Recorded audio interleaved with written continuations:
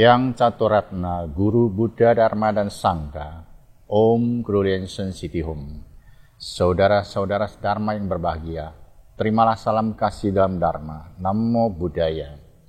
Saudara-saudara, tahun 2020 yang memprihatinkan seluruh dunia, yang meninggalkan rasa pahit yang begitu mendalam bagi segenap umat manusia, segera akan berakhir. Apakah dengan berakhirnya tahun 2020 berarti akan berakhir pula pandemi yang meresahkan dunia? Belum jelas. Yang jelas kita semua tetap harus menguatkan iman dan imun dalam kondisi yang tidak menentu ini. Dan selalu mengikuti gerakan 3M, yaitu memakai masker, mencuci tangan, dan menjaga jarak. Menurut laporan WHO, sampai akhir bulan Desember ini, jumlah korban yang meninggal akibat COVID-19 di seluruh dunia telah mencapai lebih dari 1,6 juta jiwa. Semoga arwah para korban dapat terlahir di alam yang baik.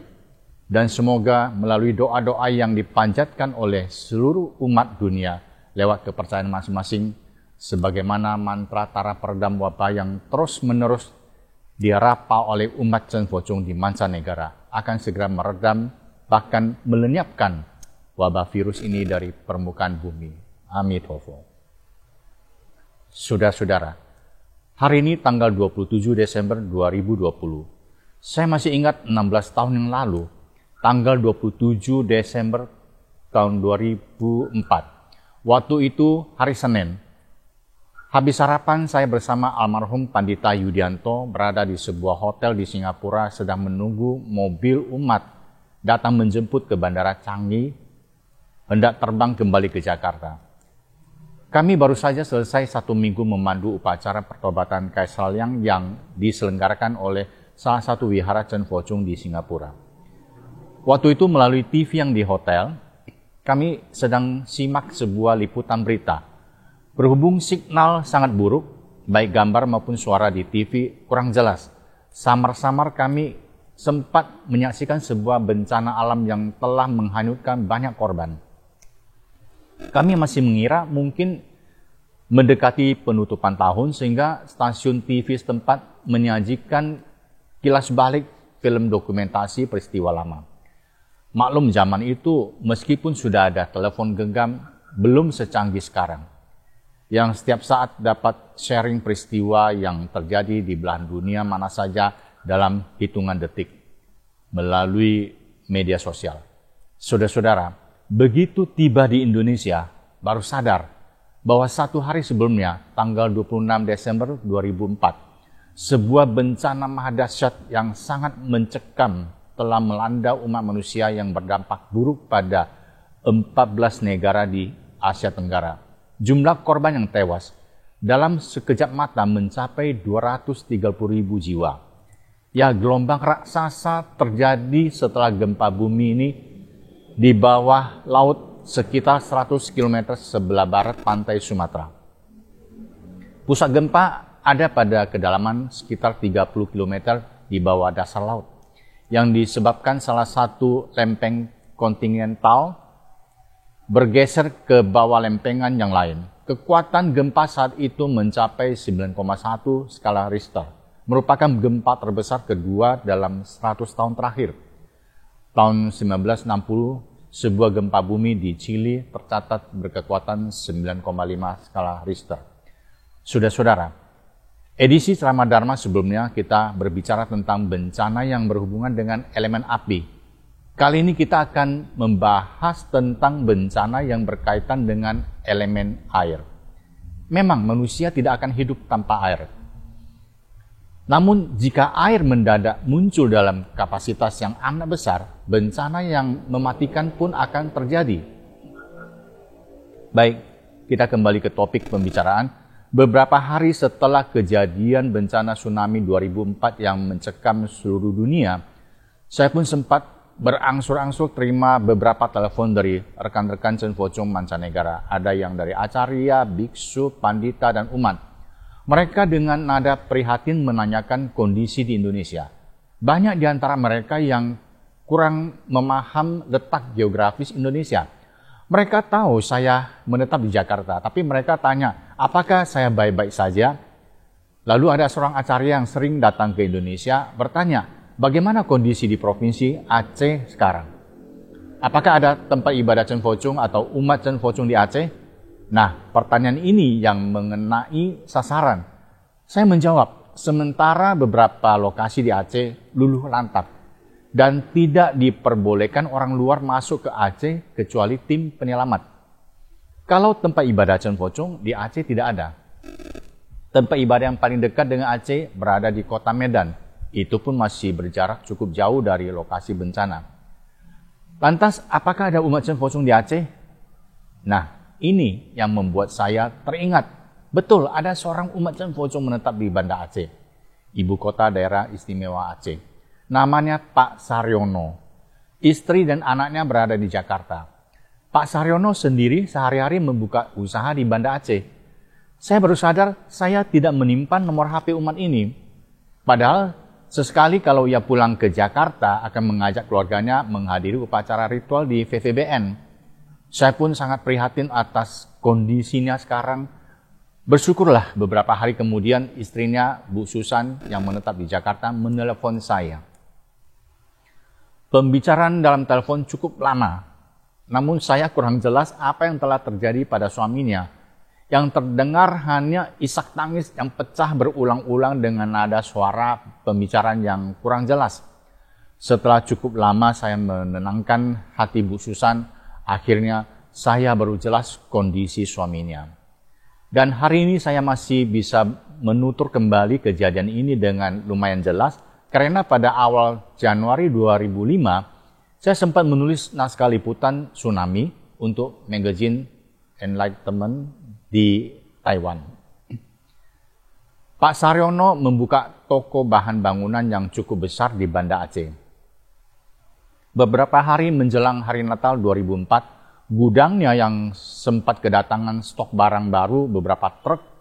Setelah para karyawan pun pulang ke tempat masing-masing menikmati hari libur panjang, pada pagi hari tanggal 26 Desember 2004, Pak Saryono yang tinggal sendirian di ruko yang besar itu, karena hari libur, bangun agak siang, jam 8 kurang beberapa menit, tiba-tiba terjadi guncangan yang amat dahsyat. Gempa bumi. Nah, ruko Pak Saryono dibangun dengan konstruksi yang cukup kokoh. Selain isi toko berantakan, bangunan tidak sampai rubuh semua. Padahal di luar sana, hampir tidak ada bangunan yang utuh lagi.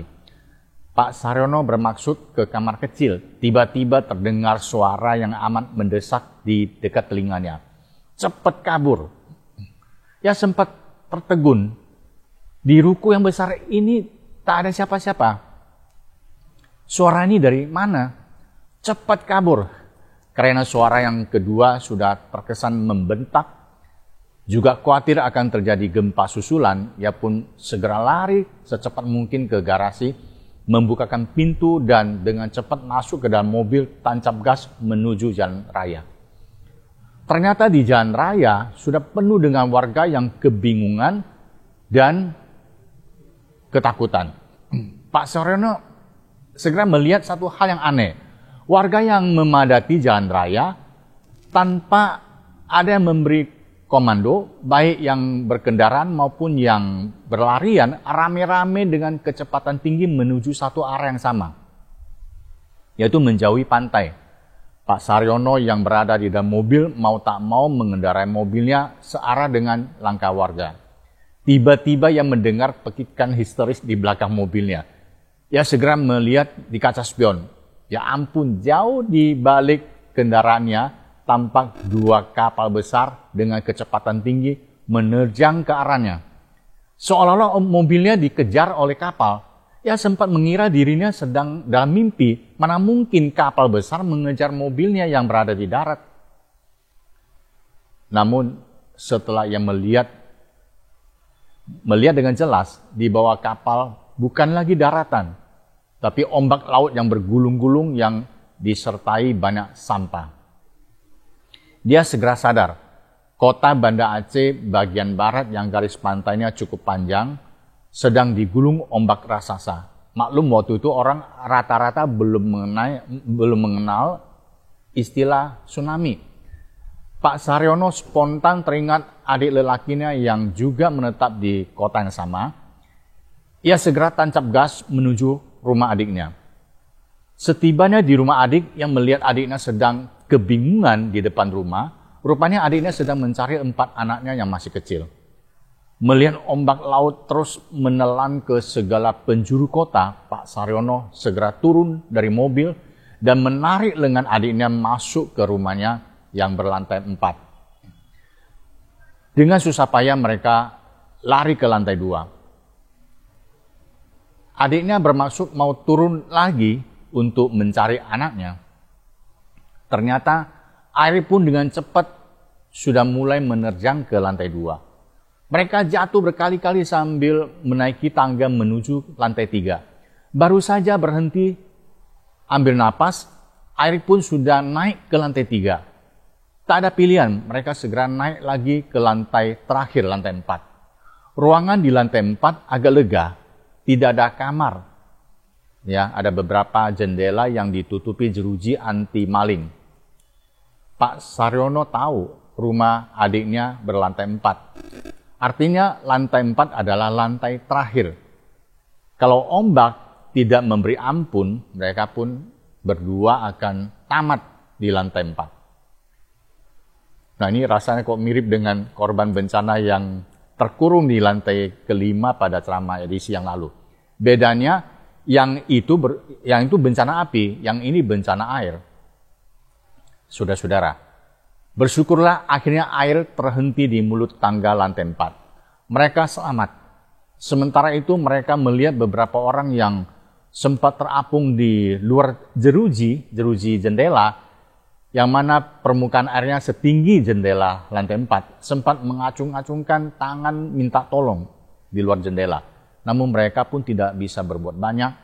Orang-orang yang malang tersebut dengan cepat dihanyutkan oleh air yang penuh dengan sampah, atau balok kayu, atau lempengan seng, atau entah apa saja yang terapung dalam arus air yang sangat deras. Pak Saryono dan adiknya sempat tertahan di lantai 4 seharian. Permukaan air mulai surut saat petang hari. Seisi rumah pun gelap, listrik padam. Mereka coba menuruni tangga. Tepatnya bukan melangkah turun, tetapi merangkak. Soalnya apa? Di sepanjang tangga penuh dengan sampah atau bangkai hewan, bahkan mayat manusia yang bergelimpangan. Bagaimana nasib 4 keponakan Pak Saryono? Belakangan baru diketahui bahwa anak yang bungsu dan anak nomor 2 diselamatkan oleh pembantu. Anak sulung sempat diselamatkan oleh seorang Pak Haji, sedangkan anak nomor 3 dinyatakan meninggal dan jenazahnya baru ditemukan beberapa hari kemudian. Dalam telepon saya terus membesarkan hati Bu Susan. Ya, harta benda yang sudah hanyut jangan dipikirkan dulu. Yang jelas Dewa Pelindung telah menyelamatkan nyawa Pak Saryono. Beberapa minggu pasca tsunami, saya mendampingi Ketua Umum Lotus Lake Charity Society, lembaga sosial Chen Ho Chung yang waktu itu berpusat di Vancouver, yaitu acara Lien Si Sang Se, beserta rombongan berkunjung ke Banda Aceh. Konon ya Jackie Chan 1 hari sebelumnya baru meninggalkan Banda Aceh. Banyak tokoh dari seluruh dunia yang datang juga ke Aceh. Kami mendatangi beberapa tempat kuburan massal korban tsunami. Kami juga menyaksikan sebuah kapal seberat 2.600 ton yang panjangnya 63 meter terdampar di tengah kota. Itu pertama kali kami datang ke Aceh. Sebenarnya pemandangan di sepanjang pantai di Aceh sangat indah. Namun hati kami rasanya begitu berat mengingat banyak nyawa yang lenyap dalam sekejap. Dan mereka sedang berada di bawah hamparan tanah yang luas di sekeliling tempat kami berpijak. Puing-puing reruntuhan bangunan masih berserakan di mana-mana. Saya sempat membandingkan beberapa film bioskop tentang bencana tsunami yang diproduksi sebelum tsunami Aceh. rasanya jauh dari kenyataan. Karena ombak yang menggulung tampak bersih dan bening, tidak seperti fenomena mencekam yang diperlihatkan oleh tsunami Aceh. Ombak itu penuh dengan sampah, lumpur, bahkan batang pohon yang kadang-kadang korban segera mati terbentur batang kayu sebelum terhanyut. Saudara-saudara, sepanjang tahun 2005, banyak tempat ibadat Chan Focong baik di Indonesia maupun di mancanegara secara berkala menyelenggarakan upacara penyeberangan khusus untuk para korban tsunami 2004. Dan salah satu tempat ibadah yang paling sering menggelar ritual penyelenggaraan penyeberangan adalah Vihara Satya Buddha Purnama atau Yin Tang di Kota Medan. Mungkin jaraknya paling dekat dengan Aceh sehingga terasa terpanggil untuk upaya mulia ini. Pernah suatu kali Yin Tang menyewa sebuah aula yang besar untuk upacara penyeberangan. Waktu itu banyak mengundang para korban tsunami Aceh yang masih hidup dan bermutasi ke Kota Medan. Sebelum upacara dimulai, saya sempat berbincang-bincang dengan sekawanan anak-anak yang sedang bermain kejar-kejaran di aula. Mereka memberitahu saya bahwa orang tua dan keluarga dekat ya sudah wafat. Ke depan mereka akan hidup sebatang kara. Namun mungkin masih kanak-kanak sehingga mereka tetap saja tampak ceria. Saudara-saudara, terakhir pada sebuah kejadian yang hendak saya sharing di sini, ada suatu kesempatan upacara penyeberangan lagi yang diadakan hari Minggu oleh Yin Tang pada tahun 2005. Satu hari sebelumnya, yaitu Sabtu, hari sudah larut malam. Semua pengurus wihara maupun tenaga relawan sudah meninggalkan wihara. Hanya seorang petugas keamanan yang sedang piket di pos penjagaan pintu gerbang wihara. Jalanan sudah sepi. Tiba-tiba dari jauh tampak seorang pak tua dengan mengayuh sepeda sambil mencari alamat dan akhirnya berhenti di depan pintu wihara. Ia bertanya kepada petugas keamanan, "Benarkah di sini Jalan Lombok nomor 1? Benar Pak, mau cari siapa?" Pak tua mengeluarkan secari kertas dan beberapa lembar uang dari sakunya dan memberikannya kepada Pak Satpam sambil berpesan, "Pak, besok tolong sampaikan ini ya kepada pengurus di sini." Melihat penampilan Pak tua yang kelihatannya tuh non-Buddhis ya, ini yang jaga keamanan ini tanya, "Bapak dari mana? Yang menitip ini siapa?" Akhirnya Pak tua ini berterus terang, "Saya salah satu korban tsunami yang masih hidup dan baru saja pindah ke Kota Medan. Beberapa minggu yang lalu saya sering bermimpi anak saya yang sudah meninggal saat bencana tsunami berkali-kali berpesan ke saya supaya membawakan namanya dan sedikit dana ke Jalan Lombok nomor 1 di Kota Medan, yaitu alamat wihara. Saya tidak tahu maksudnya apa. Dan Pak tua ini tidak tahu tuh alamat ini sebuah wihara. Beberapa hari yang lalu, Pak tua ini bermimpi lagi. Anak saya mendesak saya supaya segera ke sini. Kalau tidak, sudah tidak keburu lagi. Sebab teman-teman semua sudah naik ke kapal besar menuju ke alam bahagia. Yang dimaksud itu Batra Dharma. Saudara-saudara, Pak Satpam yang bekerja di wihara tentu tahu apa yang dimaksud semua ini.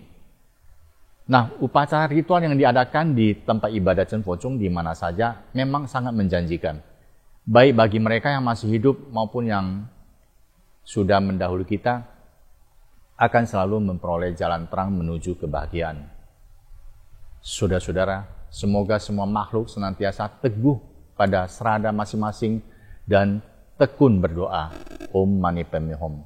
Dan marilah kita bersama-sama pada penghujung tahun 2020 ini menyanyikan sebuah gita wihara, Pelita Tak Kunjung Padam.